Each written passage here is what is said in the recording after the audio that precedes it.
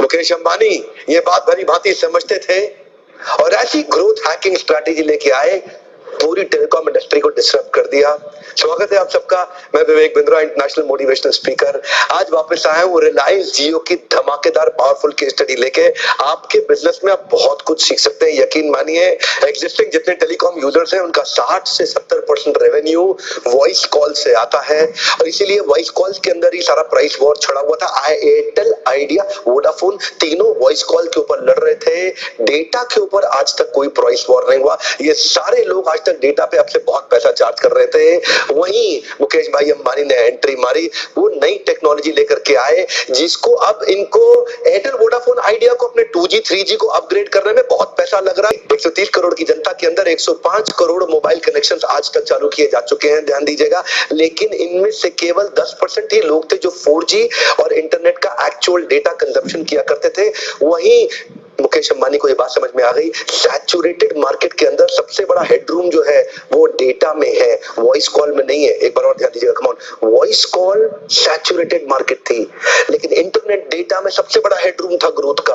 आपके धंधे के अंदर भी हर जगह बराबर ग्रोथ नहीं होता, आपको ढूंढना पड़ता है एक नया मार्केट का स्पेस क्रिएट करने के लिए। मुकेश भाई अंबानी को वही बात समझ में आई। ऐसे करते हैं, कुछ चीजें अब तो शेयर करते हैं। बे ऑफ बंगाल का गेटवे नई टेक्नोलॉजी के साथ क्रिएट किया, फाइबर ऑप्टिक केबलिंग का 8000 किलोमीटर का, which is part of the existing fiber optic cabling from Europe going up till from South Asia to Malaysia and to Singapore। मजे की बात बताएं, एक्चुअली जो इसमें मेन कॉस्ट होती है ना, वो होती है आपकी फिक्स्ड कॉस्ट, फिक्स्ड इंफ्रास्ट्रक्चर।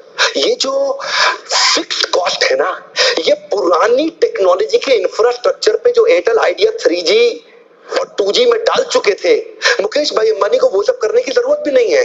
उन्होंने पहले ही जो फाइबर ऑप्टिकल नेटवर्क की जो टेक्नोलॉजी के साथ एंट्री मारी है, इस फाइबर ऑप्टिक केबलिंग की जो स्पीड इस टेक्नोलॉजी से मिलती है जियो को, वो मिलती है which is close to about 40 terabit per second, which in comparison to the capacity of Airtel उसका 4 टेराबिट पर सेकंड भी नहीं है।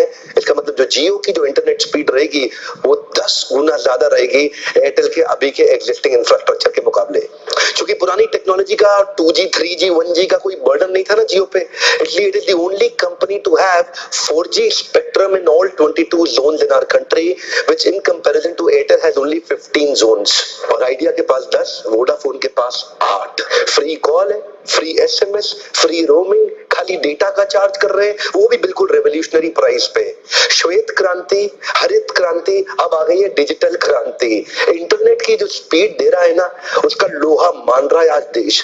समझ में आ गया इसको 21वीं सदी के अंदर ऑक्सीजन केवल डेटा होने वाला है। जो मोबाइल डेटा सस्ते में दे गया वो देश पे टेलीकॉम इंडस्ट्री में राज करने वाला है। मुकेश अंबानी को शुरू में ये बात समझ में आ गई, इसीलिए एक आधार कार्ड पे 8 सिम दे रहे थे, वो भी free of cost. Come one more time, एक आधार कार्ड पे 8 सिम, वो भी फ्री ऑफ कॉस्ट। और उसकी भी एक्टिवेशन स्पीड इतनी तेज बढ़ा दी, पहले 24 घंटे में होता था, उसको भी डिजिटल वेरिफिकेशन और एक्टिवेशन कर दिया, जिसके लिए पहले 24 घंटे लगते थे, अब 15 मिनट के अंदर आपके आधार कार्ड से लिंक करके डिजिटली उसको वेरीफाई करके 15 मिनट में चालू करेंगे। मुकेश अंबानी की इंटेलिजेंस का ऐसी बात से पता चलता है कि उन्होंने शुरू से ही प्लान बड़ा एग्रेसिव रखा।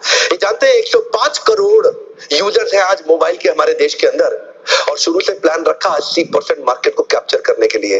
ध्यान दीजिए, मैं कहता हूं 80% नहीं कर पाते, 85% कर लेते हैं, या 50 से भी थोड़ा कम कर लेते हैं। 105 करोड़ में से खाली 85 करोड़ लोग ये अपने साथ एक्वायर कर पाते हैं अपनी ग्रोथ हैकिंग स्ट्रेटेजी के चलते, जिसको मैं एक्सप्लेन करूंगा।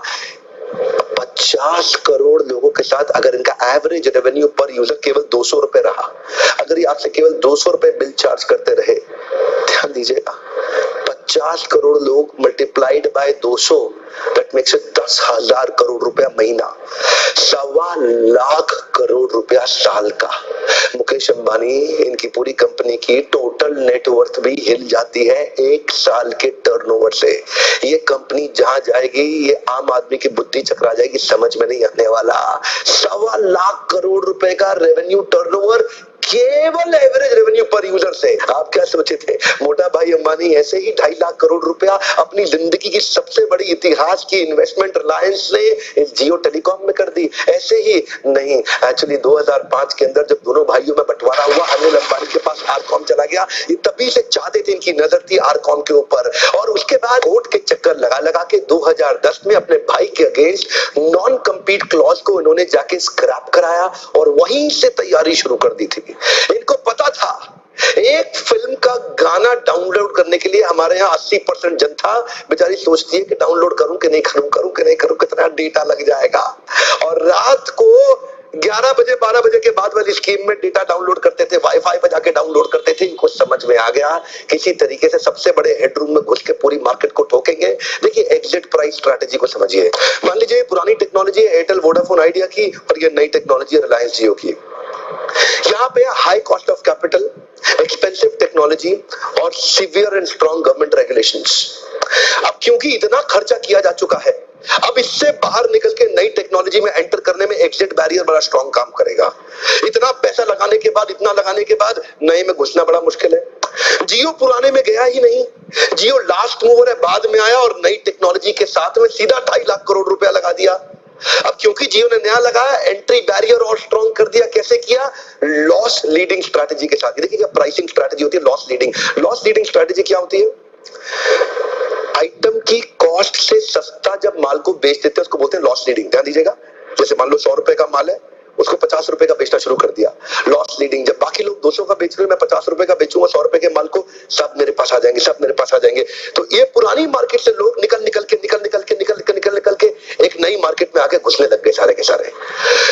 यहाँ पे लॉस लीडिंग स्ट्रैटेजी से एंट्री बैरियर भी स्ट्रॉन्ग कर दिया। एक तो बेचारों का एग्जिट बैरियर स्ट्रॉन्ग, उनकी पुरानी टेक्नोलॉजी उसको छोड़ नहीं पा रहे, और यहाँ पे एंट्री बैरियर बड़ा स्ट्रॉन्ग। ये नई टेक्नोलॉजी के अंदर इतना लॉस लीडिंग कर दिया, इतना लॉस लीडिंग कर दिया कि जब तक ये पैसा खर्च करके इसमें आएंगे तब तक मोटा भाई अंबानी इतना बड़ा मार्केट ले चुका हुआ, इतना बड़ा मार्केट ले चुका हुआ अगले 2-3 साल के अंदर कि बेचारे एयरटेल वेयरटेल सबके सब इनकी जान निकलने वाली है। बौखलाहट के चलते तीनों आपस में ऐसे मिल गए हैं, बार बार ट्राई किए और कोर्ट के चक्कर लगा रहे हैं, और टेलीकॉम रेगुलेटरी अथॉरिटी को बोल रहे हैं मोनोपोली कर रहा है, मोनोपोली कर रहा है। ऐसा लग रहा है जैसे ट्राई ना हो गया, भगवान कृष्ण या विष्णु हो गए। सारे देवी देवता जब दानवों और असुरों का अत्याचार होता था उनके पास पहुंच जाते थे, प्रभु दया करो, प्रभु दया करो, बचाओ बचाओ। आज रिलायंस ने चाल बहुत लंबी चली है।